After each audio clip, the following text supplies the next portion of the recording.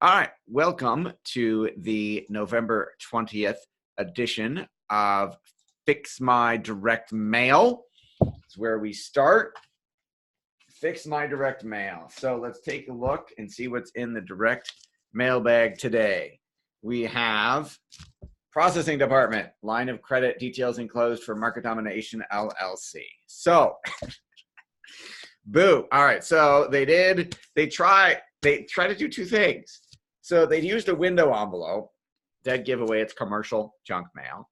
But they tried to do the fake check mailing. You can sort of see through there that there's a fake check.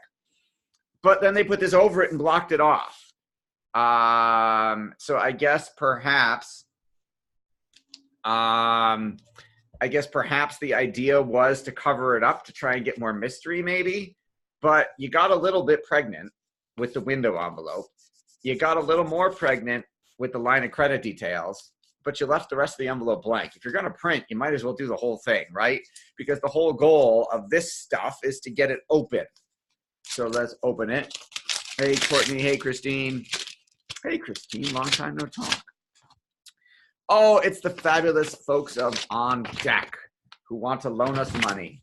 However, it says we're in the administrative services business. Ooh, so they don't even know. We're going to loan us between $600,000 and $100,000. After reviewing your business profile, I'm ready to let you know that Market Domination has been pre-approved for a business line of credit from On Deck. Just like you got pre-approved for a credit card at home, right? And let's see. We've got FAQs on the back. We have a little graphics of what we're going to see when we go apply on our iPad. We have some ratings and some testimonials and a little comparison sheet that says it's better because they get all the check boxes than most banks and credit card advances. And then another little pull out note saying, here's why we're fabulous. And here are the 3 steps to apply. Howdy, Courtney. So, I like that they use testimonials. I like that they have reviews in here. I like that they have instructions. They got my industry wrong. They didn't really look at my business profile, right? Hey, Bill, how's the knee business? I would have liked to have seen a longer form letter up front. I would have liked to seen like 3 or 4 pages. It wouldn't have increased the postage. I would have told a story cell.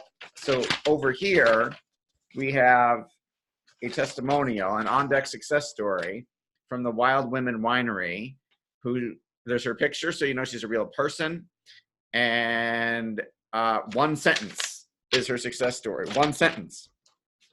You could have written one of the most famous, most successful direct mail campaigns of all time is the Wall Street Journal subscription letter. It's been copied many times, but never defeated as their control. And that was the tale of 2 men. They both graduate high school at the same time or college at the same. They both go to work for the same company. 20 years later, they run into each other. They live in the same town. They don't know it. 20 years later, they run into each other at like their high school reunion. And one guy's like a factory worker and the other guy's like the president. And the only difference was the guy who's the president read the Wall Street Journal and kept him informed on top of trends and stuff and allowed him to add value to his company because apparently nobody else there was reading the Wall Street Journal and it helped him move up the ranks. So that's kind of that's the short version of like the 4-page pitch. So why not tell a story? Here's the business that failed because they didn't have financing, and here's the statistics on business failure. And then here's the story of Wild Women Winery and how they succeeded because of On Deck, and you can too. So, On Deck's improving. Thanks for watching. But I'd love to see you do some more. Full disclosure, On Deck isn't an advertiser on our podcasts. So if you are a podcasting client and we host your show, you may hear On Deck's ads on your show. And when you get over 1,000 downloads and episodes, we'll send you 25% of the ad revenue. And if you already have a show somewhere else and you want free ad revenue, we'll host it for you for free. And we'll give you 25% of the ad revenue because we already have large national advertisers like On Deck. Hi, Linda. All right, let's see what else we got. We have, are we ready to break the shackles? Breaking financial bondage, one shackle at a time. It's an oversized postcard. Break free with the QRP. Checkbook control of your retirement. It's got 5 bullet points about it. It looks like they're trying to get me a book. This is from Damien, who's a friend of mine. But it doesn't tell me. It assumes Damien. You're assuming I know what a QRP is. You're assuming I know what a self-directed retirement plan is. You've got buy real estate exempt from UBIT and UDFI. You're assuming I know what that abbreviation stands for. Includes a 50K line of credit. You've got 2 testimonials, one from the chairman of Precious Moments. Oh, is that like the little doll tchotchke place that my wife has a ton of those? That's awesome. I get to keep my money and continue investing instead of handing it over to the government. I wish I'd learned about the QRP sooner. Isaac and Maria de los Reyes. You're not handing the money over to the government in an IRA. You're just investing it in you just don't have as many choices in a regular IRA as you do in a self-directed one. I'm not giving investment advice on this call, by the way. So interesting. So it doesn't tell me what the offer is. It says call today is the call to action. I would have done this all about the book and specifically sold them on why they should go to a website and register for the book. That's what I would have done. Because you got the book is the biggest picture. The shackles, you're not breaking. The shackles are restrictions on your investments, right? A self-directed IRA, you can invest in other things. Do the people that you're sending this to know that? Do they care? Do they not know that they have a problem, that you have to make them, educate them, and tell them you have a problem before I'm aware of it? So you're assuming they already know they have a problem and already know what the solution is, and they just have to call you guys. So they're on like step 1 and you're on step 5 and you're like ready for this. You're on like 12 stages of intimacy. You're on like step 11, which is like 1 step before sex. And they're on step 1. You're jumping you got to meet them where they are. They don't even know what this is. They don't even know they have a problem yet. I'm assuming. I could be wrong. I've been wrong before. So I would definitely look into baby stepping this and seeing what type of increase in response rate you get. But the postcard's beautiful. Graphic design's well done. I love that it's oversized and sticks out. So you did that well. And I love that you have testimonials on it. That's awesome. All right. This is from our good friends at Mishler's Florist, who we use for all of our local flower deliveries. Mishler's Florist in Green. So this is, what is it? Open it. It's a catalog at 4 pages of here's Christmas and holiday bouquets that you can buy. Okay. I guess if you are just telling people that here is you should buy these flowers from us, if they already know you, already use you, or if you're sending this to me because I'm a customer, then it makes sense. And you just need to remind me to send flowers, although I'm not going to send any Christmas flowers, no offense. If I don't know you, then you got to tell me who you are, why I should do business with you, why I shouldn't go to like some evil 1-800flowers.com, why you're different, why the business should be kept local. All of that needs to be in here. Testimonials about, like when I send them their flowers, people take pictures. The person takes a picture and is like, oh my God, thank you so much.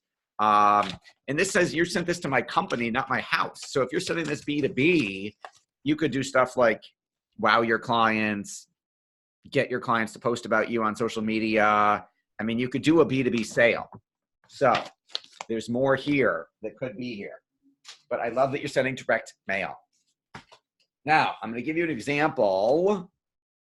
Hey, Dr. Rice. Hey, Tracy. Hey, Mark. Hey, Niluka and Tim. I apologize if I mispronounced your names. I'm sorry about that. I'm going to share with you something really cool from another local business. So we use Colvin Cleaners. And Halloween, we recently had Halloween last month, right? And my son decides, my son and my wife get in a fight about his costume. He wants to be Thor, which my wife says is awesome from Avengers, but he doesn't want to be Thor. He wants to be Fat Thor from Avengers Endgame, which my wife does not like, in pajamas. So then he scraps the Thor idea because he doesn't want to be super fit Thor. So then he decides, hey, Russell, he decides just saw you. He decides he wants to be a Men in Black. First, he wants to be John Wick.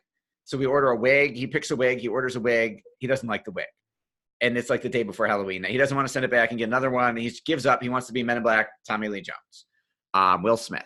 Except he decides he wants to be all black, not just they wore white shirts with the black suit. So I loan him a black blazer, black dress pants, black shirt, black tie. And he goes on Halloween. Now, for those of you in Western New York, you know it poured on Halloween, like flooding poured. So my wife, I think we went trick-or-treating with my daughters and a million friends. And I think we were out for an hour plus before we finally bagged it. I took Lily home because she was miserable because it was so wet out, cold and windy and wet. And then everybody else came back 10, 15, 20 minutes later. So Max went trick-or-treating with his friends off by themselves.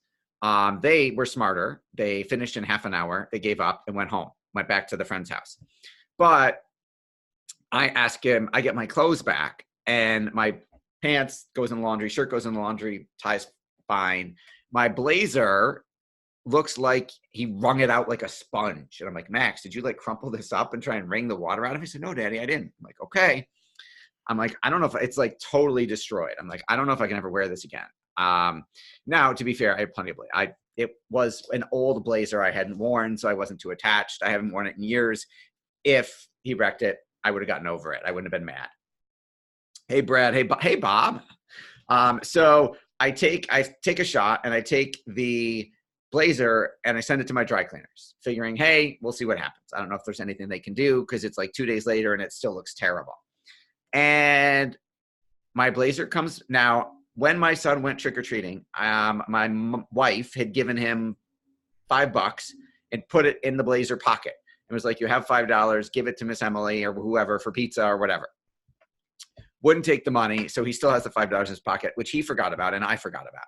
So I send the crumpled up blazer off to the dry cleaners.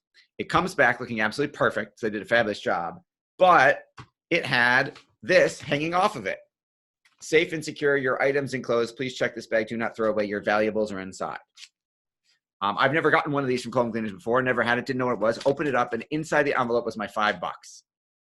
So not only did they do a great job fixing my blazer, but they found they checked the pockets, found the $5, and the people who took the $5 out were honest and did not keep it for themselves. I would have forgotten about it, and Max would have just been like, I must have lost it. I wouldn't have even known. But they saved my $5. So I don't care about the $5, but that is honesty, integrity. That is awesome customer service. Yay, Colvin Cleaners. Hey, Dale. All right.